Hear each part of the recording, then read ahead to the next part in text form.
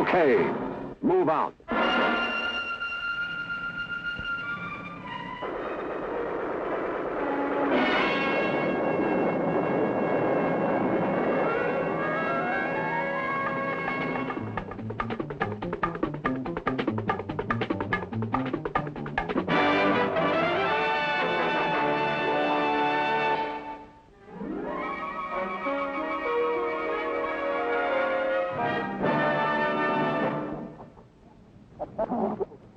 Chickens?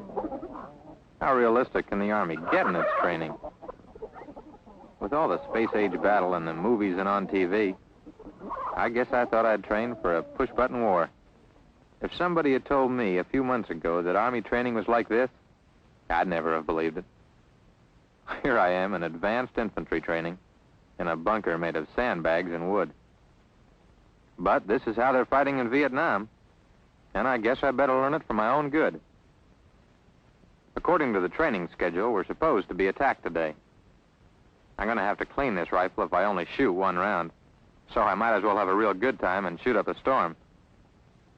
Hard to believe it wasn't very long ago that I was just coming into the Army. I'll never forget that day.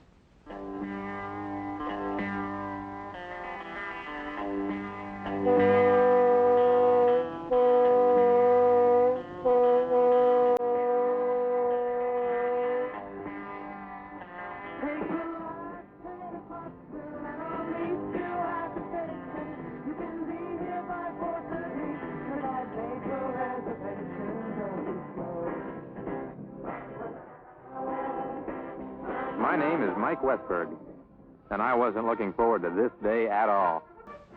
I didn't seem to be alone either. The Army band did its best to make us feel at home, but not many of us were really listening. We sure were a motley-looking crew.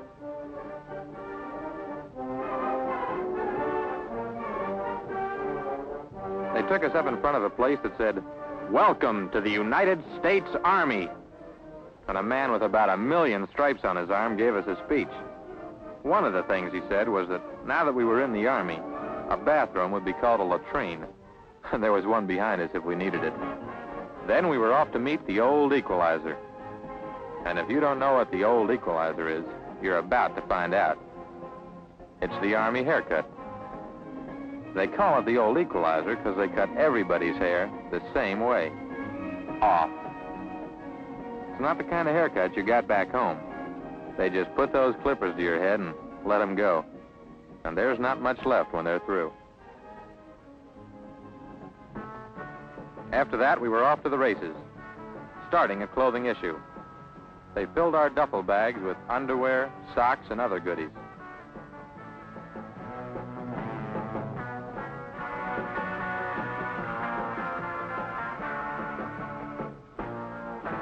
Then it was off to be fitted for shoes and combat boots. You know when you were a kid, you used to yell, "Ah, your mother wears combat boots." Oh, well, now you did. And they kept right on building from the ground up. We wouldn't get much chance to wear our fancy green uniforms as long as we were in basic training, but they looked pretty good. Here I am in men's hats. It took this guy 2 tries to find a hat big enough for me.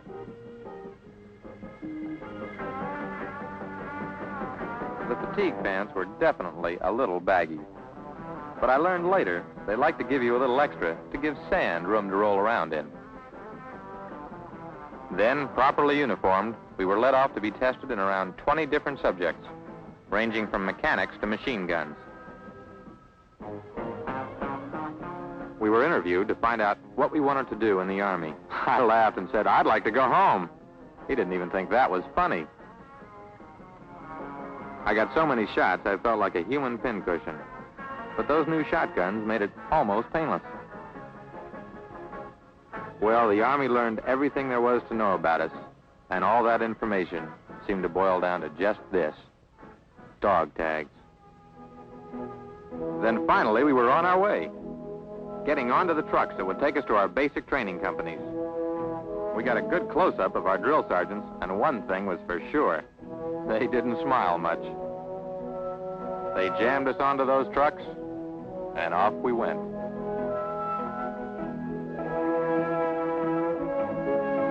Well, here we were, our home away from home for the next 8 weeks. They piled us off the trucks even faster than they put us on.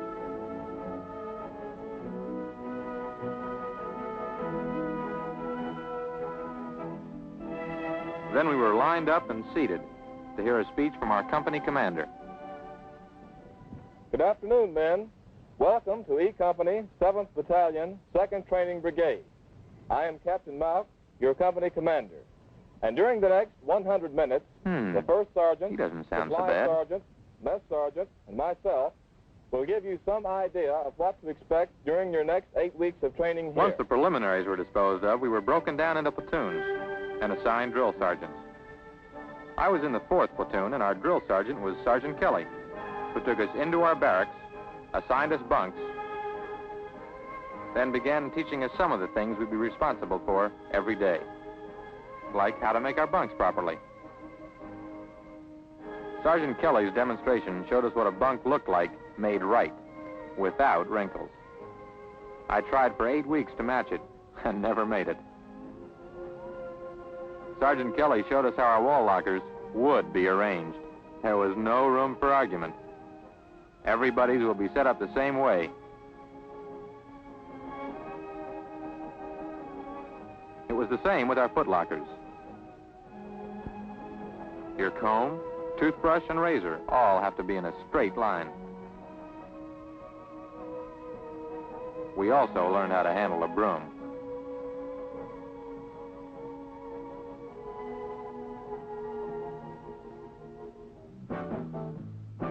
Then suddenly we were into it.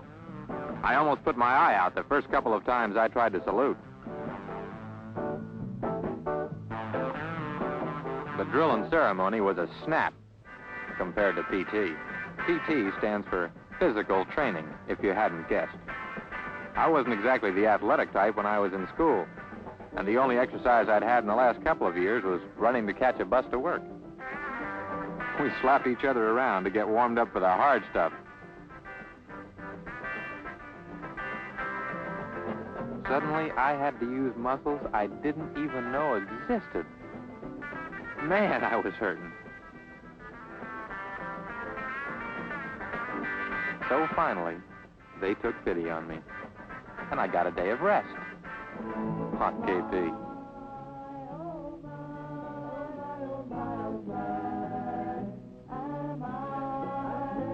Notice the scientific way I cut the eye out of that spud.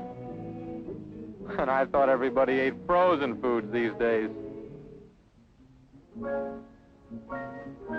Later on in that first week of training, we were issued our M14 rifles. And right away, training began with them. We learned how to take them apart, taking notes to make sure we didn't forget what we learned. And, with a little help, how to put them back together again. One thing about Sergeant Kelly, and for that matter, all the drill sergeants, whether they were giving us orders or helping us out, they were always around. If you have to go through basic training, it's pretty nice to have somebody around who knows what he's doing. Then it was more drill and ceremony, this time with our rifles. We looked pretty sloppy at first, but after a while, some of us started to get the hang of it. When that happens, you start to wonder why they keep going over and over the same things. You've just got to remember that in the Army, you do everything as a unit. And some guys aren't as smart as you are. Like old Stan here.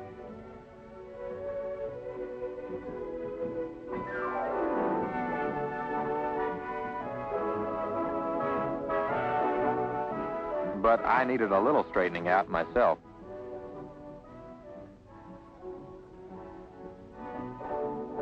That's a rifle bolt you're looking through. It was open for inspection arms, one of the movements you've got to know in the manual of arms. The class and guard mount was a ceremony in itself. Everyone was assigned a specific function. From the officer of the day, played by Sergeant Kelly, to the sentry, played by one of us lowly privates. You have to be inspected before they'll even let you walk guard duty. I suppose it is an honor to pull guard duty, but sometimes it gets a little cold at 4 a.m.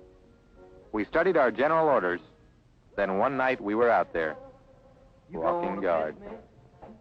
Early in the morning, one of these days.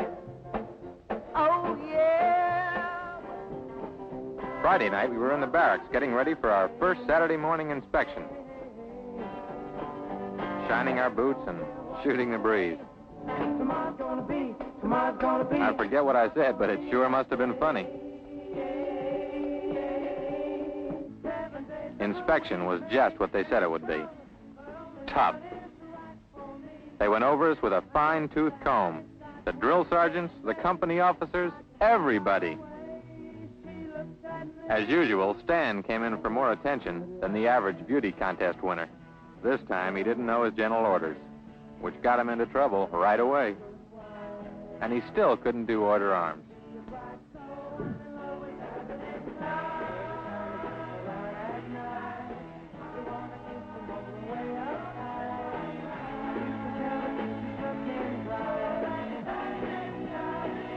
Of course, this led to an even closer inspection.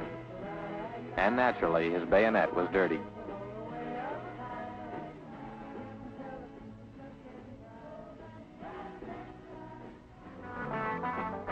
At the end of the inspection, there was a small ceremony, officially promoting those of us who had been acting as squad leaders till now. Later that evening, Sergeant Kelly took us aside, one by one, and explained what he expected of us as squad leaders. He told me if I couldn't do the job, he'd have me relieved of my duties, and I'd have a long way to go to get back up. I thought about it, and I figured it was worthwhile to stay straight. Monday, we were off to the hand-to-hand combat arena. Hand-to-hand training was supposed to teach us the principles of self-defense in case we ran out of bullets or were caught in combat without our weapon. Kicking, jabbing, and kicking again. Sometimes it got a little rough in the pits. He just grazed me, but I felt it, so I got him back.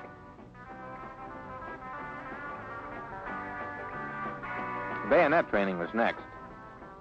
The drill sergeants demonstrated the movements for us. Then we learned how to do them ourselves. Ah! Then it was back to the hand-to-hand pits to put the two together. I suppose it's possible to take a bayonet away from somebody with your bare hands, but I hope I never have to try it. With all that training behind us, we started to get some order to it. This is the bayonet assault course, a series of obstacles run at full speed with fixed bayonets, vaulting log walls, sticking hard rubber targets, growling viciously all the time.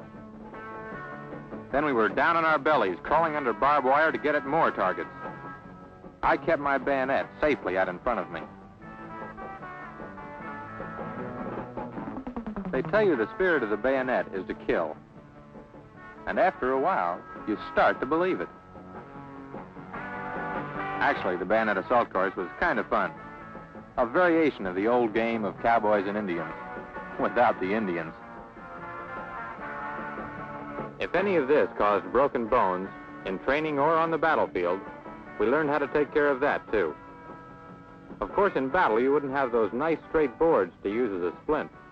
You'd use your rifle or a couple of sticks. We also learned how to get the victim breathing again, using mouth-to-mouth resuscitation, mouth-to-nose resuscitation, and the old chest pressure arm lift method. Sergeant Kelly made sure I got it right.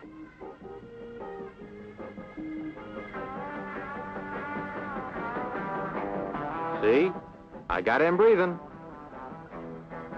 If there was nothing else we could do for the victim, we learned how to carry him back to more professional care. That is, if we could get him off the ground.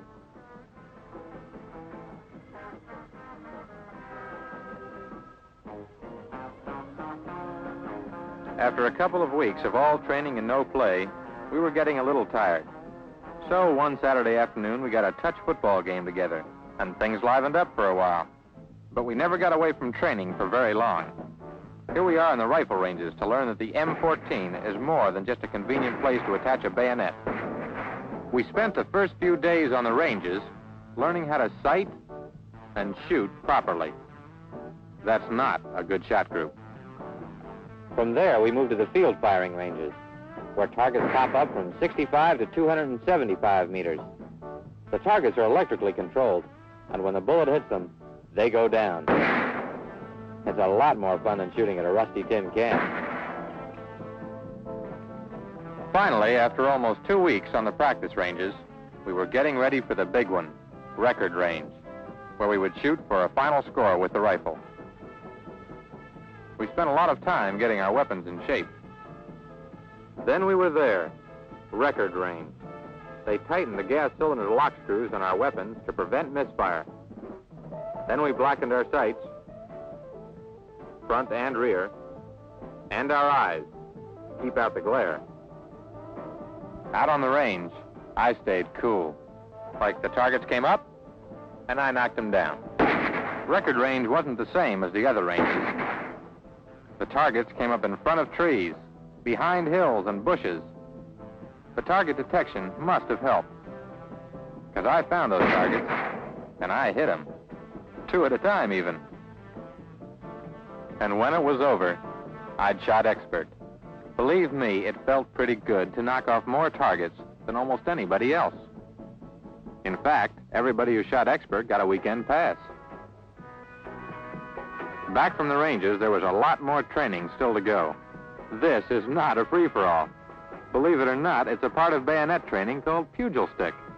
After all those weeks of training, pugil sticking is the greatest way in the world to swing your aggressions away. You're too well padded to get hurt, but you sure can get batted around when 2 guys are working on you. Things picked up even more at the grenade range. I hustled out into the bay. They gave me a grenade, and I held on tight. I pulled the pin with a little strain, cocked my arm, threw it, and look out!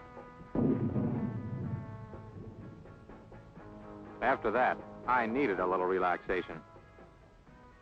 So that night, I went into the day room and talked a couple of my buddies into a game of pool. But that didn't last long either. Next day, there we were, at it again. You know, in basic training, you've got something new every day. And this was a gas, in living color.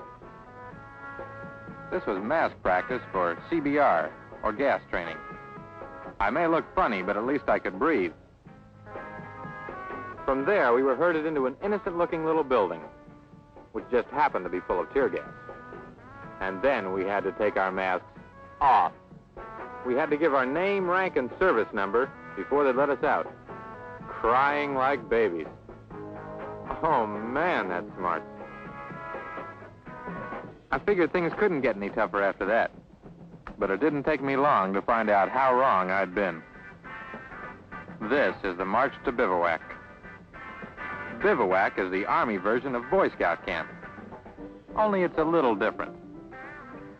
In the first place, you have to march about 10 miles in full field gear to the bivouac area.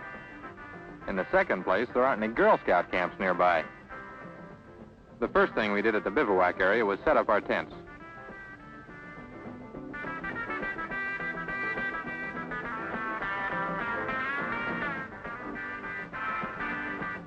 As usual, Sergeant Kelly was nearby to help out.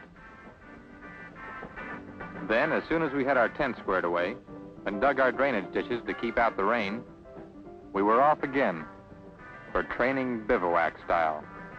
The toughest thing about bivouac is crawling through soft, sandy dirt on your back under barbed wire with your steel helmet shoveling sand down the back of your neck. But just because you're all dirty and living out in the woods in tents doesn't mean you can stop doing things like shaving or just keeping clean. You have to learn to do it under trying circumstances, shaving with a mirror that looks like it belongs in your sister's purse, and with icy water swishing in your steel helmet. There's just one thing you have to watch out for when you're shaving bivouac style. Your drill sergeant.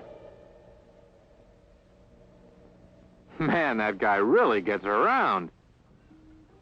Another phase of bivouac training was the assault course, which is part of individual tactical training, which in turn is what bivouac is all about. It's the real nitty-gritty of foot soldiering. While you and your half of the squad are up running, the other half is down covering your assault, and vice versa. Here's half the squad coming in for a landing. They're covering for this guy coming up now.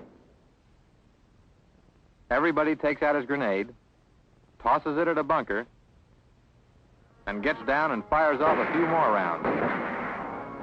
Then you get up and start moving, blasting away at an imaginary enemy. We ate in the field every day during bivouac. We didn't eat food, though. We ate chow. In the Army, that's all you ever eat. You've got to call everything by its proper name. This guy's probably complaining about the food, but believe me, he doesn't mean it. Heck, everybody in basic training complains about something. But after a hard morning of training, that chow tastes real good. After chow, every man had to wash and sterilize his tray for the next meal. Then we were off again. We were out on bivouac 2 more days, training all day long, learning new things and practicing things we'd already learned. This is the close combat course. It's probably the most dangerous training area in all of basic, because you're firing live ammunition walking down there, and your buddies are on either side of you doing the same thing. So you've got to be careful to keep shooting straight ahead. Bivouac finally came to an end, but we didn't have time to celebrate because our final PT test was scheduled for the next morning. Yep, this is the last time we'd be doing PT for a while, and believe me, we were up for it. Dangling like monkeys from the horizontal ladder, or crawling like alligators, we raced against the timer's watch.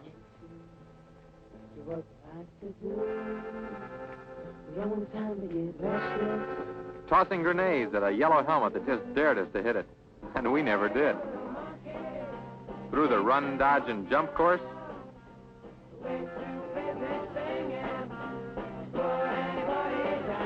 and finally into the mile run, which is no fun in fatigues and combat boots. Heck, it would have been bad enough for me in shorts and sneakers. And I thought I was gonna die when it was over. But suddenly, we were into the last big event of basic, the G3 proficiency course, where we were tested on everything we had learned away from the rifle ranges and the PT fields. Remember drill and ceremony? Boy, you'd better. You'll be graded on it just like we were. And that NCO looks for the smallest mistake.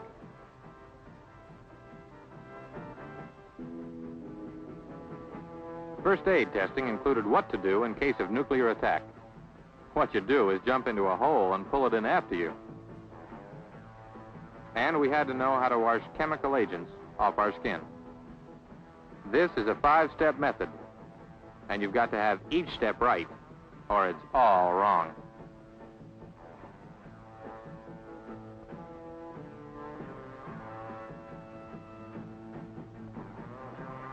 Two days before graduation, we were given the chance to test our new skills informally on something called the confidence course. Stepping over logs. Gently, fellas, or you might hurt yourself. Swinging over logs, which is real hard to do gently.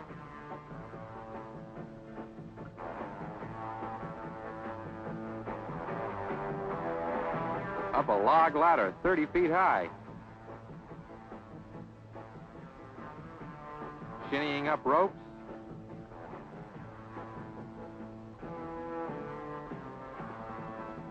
Then jumping over more logs. Personally, I still had a lot more confidence with both feet on the ground.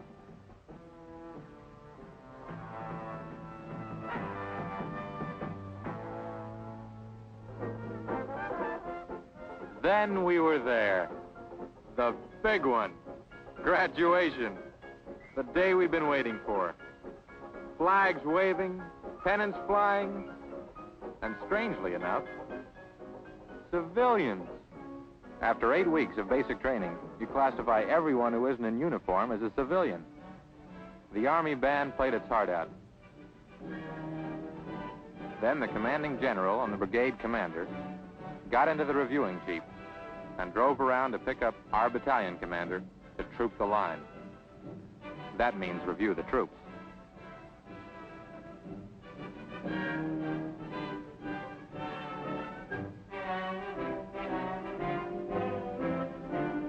I'll admit it, I felt pretty good. I wasn't real fond of the grind of basic training, but I'd been through it, and I'd made it. I'd worked at it because I discovered early that that was by far the easiest way to keep the grief to a minimum. Of course, you'll have to find that out for yourselves, and I know some of you are bound to try it the hard way. But if everybody had played it smart, then we all would have graduated at the same time. Some guys who thought they knew it all are still taking basic. But now that was all over, and we were getting out, at least out of basic training. The band let us by the stands, past the reviewing officers and beaming relatives.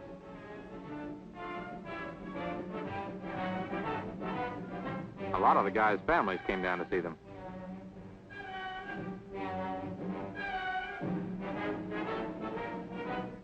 In our battalion, there were guys from 37 different states, from Maine to Texas. And the state flags from each one marched ahead of us, leading us out of the parade field, out to meet our waiting relatives and friends.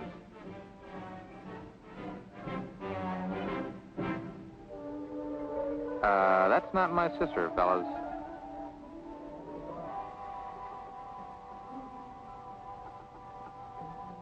Yes, sir, little Betty Lou, the girl next door, came down to see me out of basic training. Boy, after 8 weeks, it sure was good to see her again.